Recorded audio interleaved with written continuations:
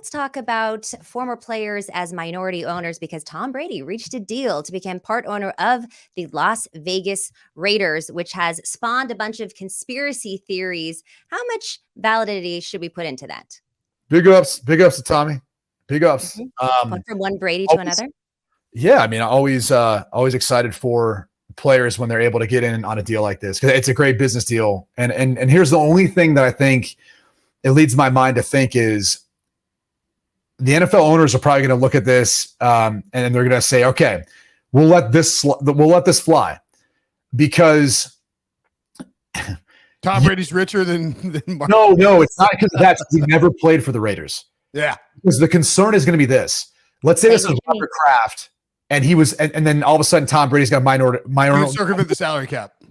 You start to think that maybe there were some promises made to him in order to take less throughout the course of his career, and he's going to be paid on the back end, kind of a wink, little nod deal going on. So I think the NFL owners have to be careful about how this works moving forward, because once one player does it, it's a precedent set, and then a lot of other players who are going to be very wealthy are going to say, well, how much? Is there a threshold? Is there a bar of a minimum investment that you have to put in? Obviously, Tom Brady's made a ton of money, and he's going to make a ton more money, maybe more so broadcasting than playing.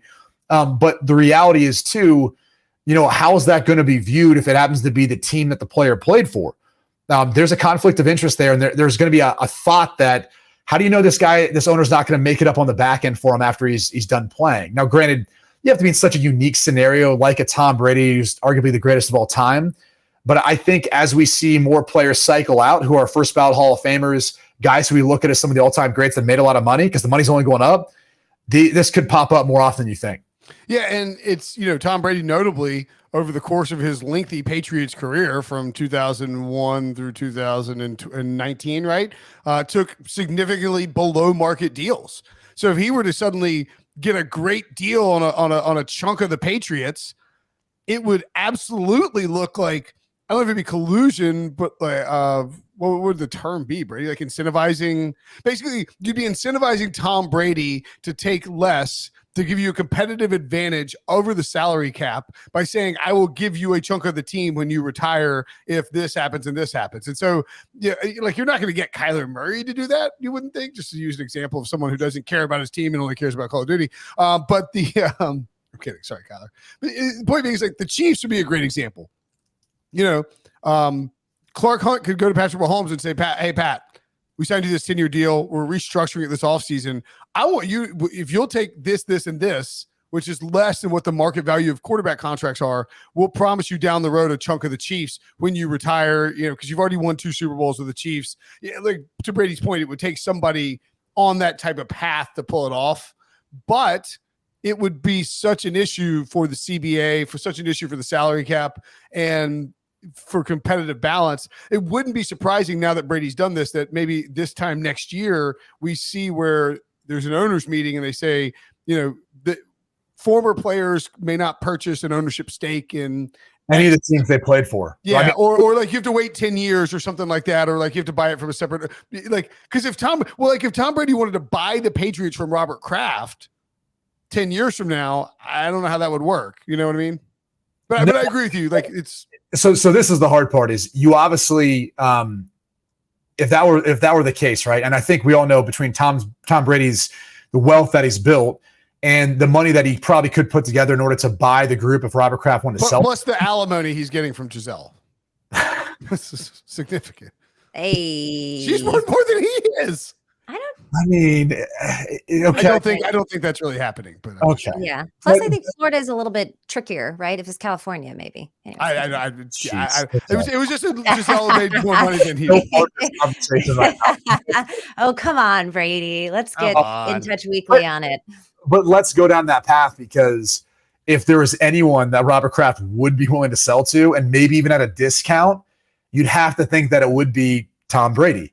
And so if that opportunity presented itself, you'd really have to look at it and say, like, I don't know, maybe it's written within the CBA where that's not necessarily allowed, or it should be written. And so maybe this will spark that conversation, as you kind of pointed on, Will, to not allow it to happen. Like, it's just, you can't have a player who's going to own a stake or be a part of a team that he played for because of that concern. Is it a little weird that like Tom Brady might have to fire Josh McDaniels in a year or two? I mean, that's kind of awkward. Well, I was more curious because they've got the photo up there of the tuck rule play, the fumble, or at least that's what Jimmy Garoppolo called it when he got there. Fumble play, yeah. Now that Tom Brady's a part ownership, it's like, well, how is this going to work? Like, is he going to come in there and be like, by the way, we're taking, that's going to stay up. Okay. Like, we're not taking that down. That's going to stay up.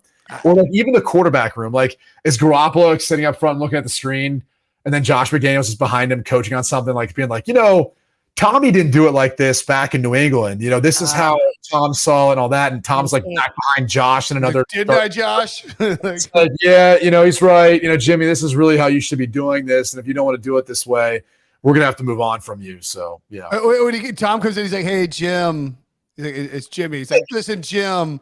You know how you tried to usurp me in New England and then I got you kicked out to San Francisco and you did okay, but I still did better and then did better in Tampa Bay and all of that. I just want to let you know you've been released and all of your guarantees are gone. So the next time you mess with me, don't. And I'm now the quarterback for the Raiders. I mean, there's one or two other ways of looking at this, okay? It's either that it's the ultimate troll job by Tom Brady. Like he happened to choose the team because he was drafting Jimmy Garoppolo. And whatever transpired in that quarterback room, he's like, I've got so much money. Wherever this guy's at, I'm going to go there, buy a minority stake and make his life hell. Or quite possibly. He's trolling Raiders fans? The greatest duo of a Tom Brady, Jimmy Garoppolo, both single, going out like the greatest wingman in Vegas. Whoa. In Vegas. Like no one ever saw this coming. Like both those two good-looking quarterbacks. The hangover part like 6 through 50. Yeah. It's like, yep, go ahead. Maverick and Goose, whatever other tandem you want to talk about, Batman and Robin. It's like we know who's playing which role, but that would be one hell of a dynamic duo. Who is Tom Brady Batman? Obviously. Yes, of course he is. Yes. What are you talking about? Well, Yes, Tom's Tom new on the Brady's scene. I think Jimmy's got the lay of the land in Vegas already, pal. I'm just saying he might be like, hey, Tom, allow me to escort you around and show you the various places, Tom. Well, look, the Super Bowl is in Vegas next year. I don't think that we think that the Raiders are going to be there. So the two of them may be trolling around at the Super Bowl, which is exciting for me.